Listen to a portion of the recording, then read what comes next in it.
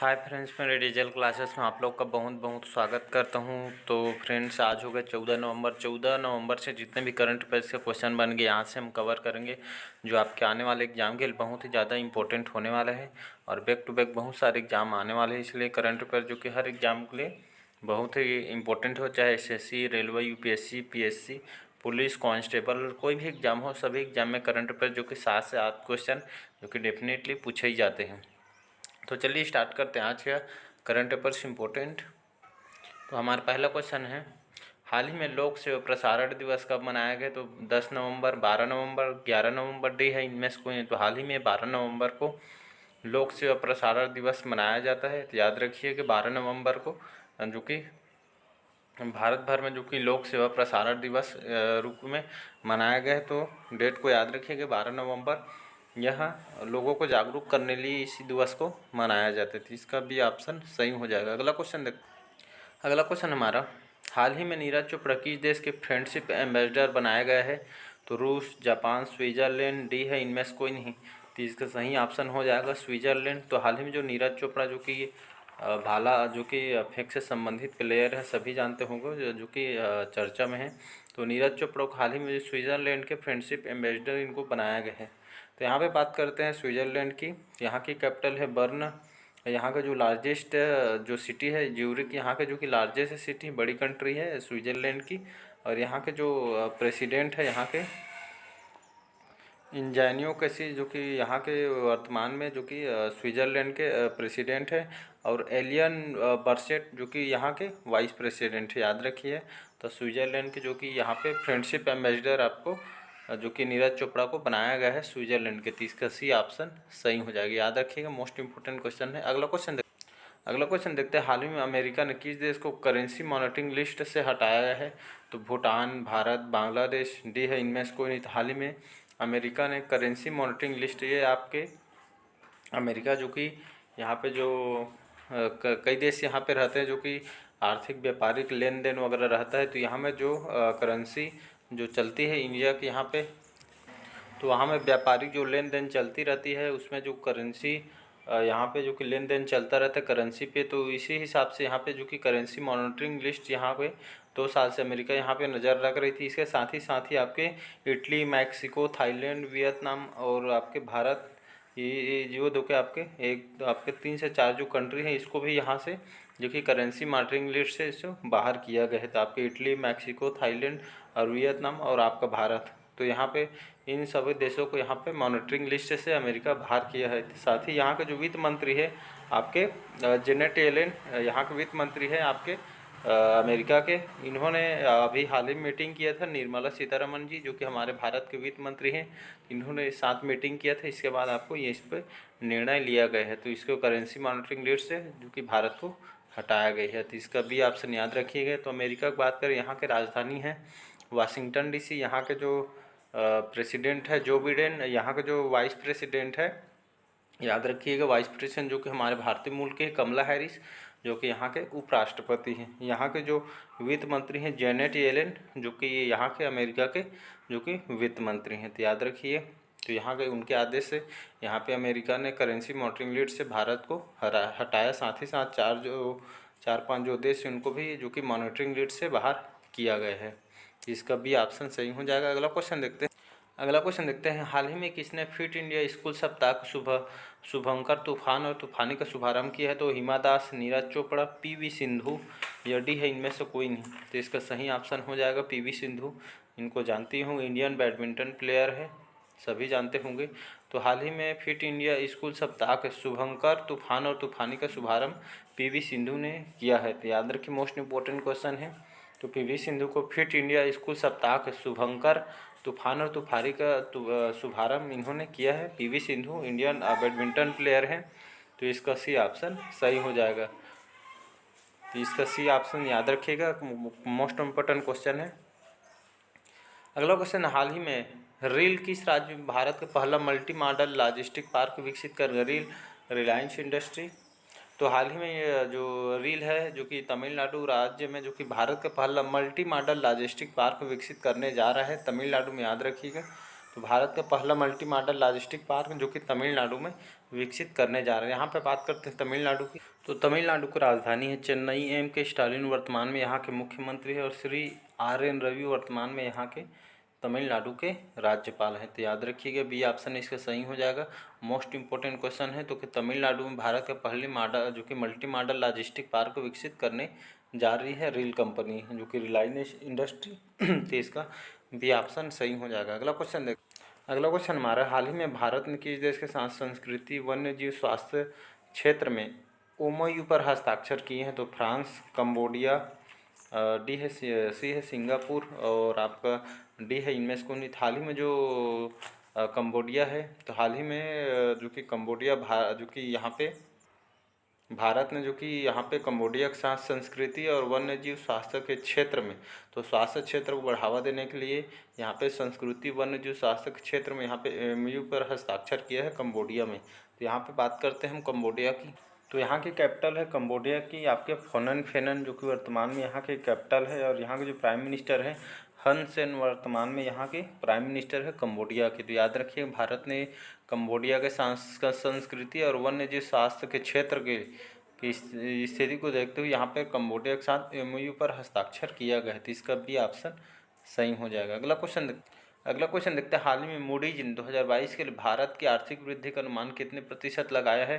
तो 4%, 5.8%, 0.7% या डी है इनमें से कोई? हाल ही में मूडीज जो कि एक रेटिंग एजेंसी है जो कि अर्थव्यवस्था को जो कि देखते रहता है, तो रेटिंग एजेंसी है। तो मूडीज इन 2022 के लिए भारत की जो आर्थिक वृद्धि का अनुमान लगभग 7% के आंकड़े के अनुसार लगाया गया है। तो याद रखिए मूडीज जो है आपके यहाँ रेटिंग एजेंसी है, तो भारत के लिए यहाँ पे 7% लगभग आर्थिक वृद्धि का अनुमान जो कि लगाया 2022 के लिए। याद रखिए 7% अनुमान लगाया, तो इसका सी ऑप्शन सही हो जाएगा। अगला क्वेश्चन देखते हैं,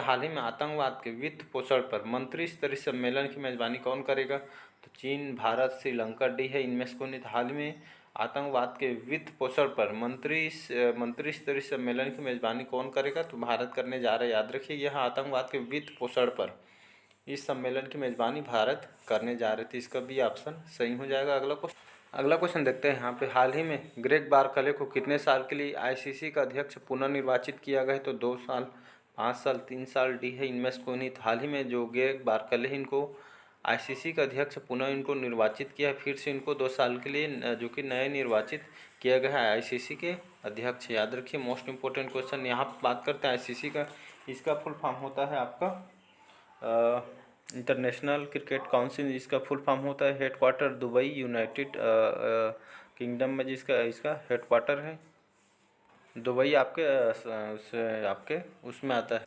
हेडक्वार्टर आपका दुबई में आता है। और जो इसकी स्थापना है 15 जून 1909 में इसकी स्थापना किया गया है। याद रखें 15 जून 1909 में इसका ICC का इसका स्थापना किया गया है, जिसके वर्तमान में चेयरमैन हैं आपके ग्रेग बारकले, जो कि इनको पुनः 2 साल के लिए अध्यक्ष निर्वाचित किया गया है। तो याद रखिएगा इसका हेडक्वार्टर अभी दुबई में जो कि ICC का हेडक्वार्टर है। तो इसका 2 साल के लिए इनको पुनः निर्वाचित किया गया है ग्रेग बारकले को अध्यक्ष के रूप में। तो याद रखिएगा। अगला क्वेश्चन देखते हैं, हाल ही में किसे UK के रॉयल ऑर्डर ऑफ मेरिट से सम्मानित किया गया है? तो आपके HS रंजन, वेंकी रामकृष्णन, रचित भार्गव, डी है इनमें से कोई? हाल ही में UK के रॉयल ऑर्डर ऑफ मेरिट से सम्मानित किया गया है आपके वेंकी रामकृष्णन को। तो जाने माने आपके यहाँ एक जीव वैज्ञानिक हैं, जन्म इनका चिदम्बरम में इनका जन्म हुआ है और UK के रहने वाले हैं, यूनाइटेड किंगडम के।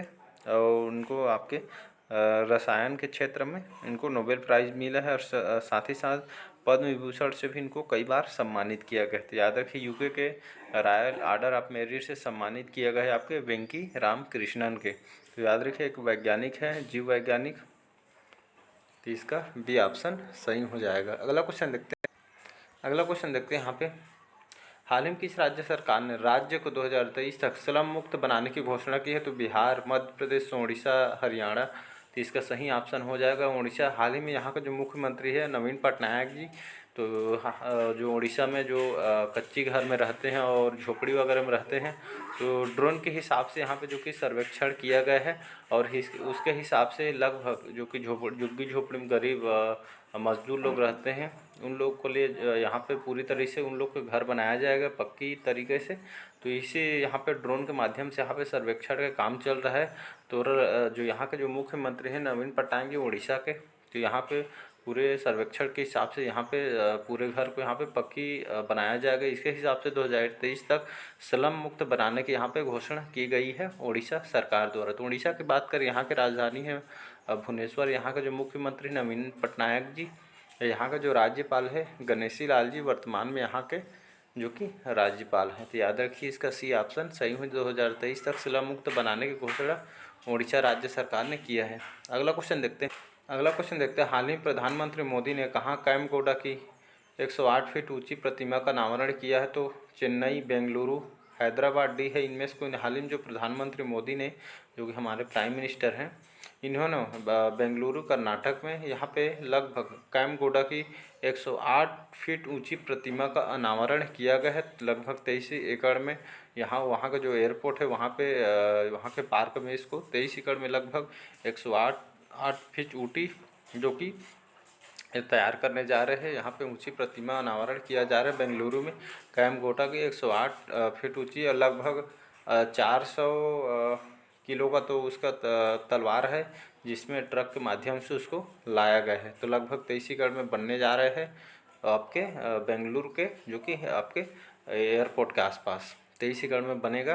तो प्रधानमंत्री ने इसका अनावरण किया है, लगभग काम पूरा हो गया है। तो लगभग 108 फीट ऊंची प्रतिमा का अनावरण बेंगलुरु कर्नाटक में इसका अनावरण किया गया है। अगला क्वेश्चन देखते हैं। हाल ही में भारतीय रेलवे ने कितने प्रतिशत ब्रॉडगेज रेल नेटवर्क का विद्युतीकरण किया है? तो 74%, 68%, 82% डी है इनमें से कोई। हाल ही में भारतीय रेलवे ने लगभग 82% ब्रॉडगेज रेल नेटवर्क का विद्युतीकरण किया है। तो इसका सी ऑप्शन याद रखिए, लगभग 82% नेटवर्क का विद्युतीकरण किया है रेलवे ने। ब्रॉडगेज रेल नेटवर्क का विद्युतीकरण में जो कि योगदान किया है रेलवे ने लगभग 82%। इसका सी ऑप्शन याद रखिएगा।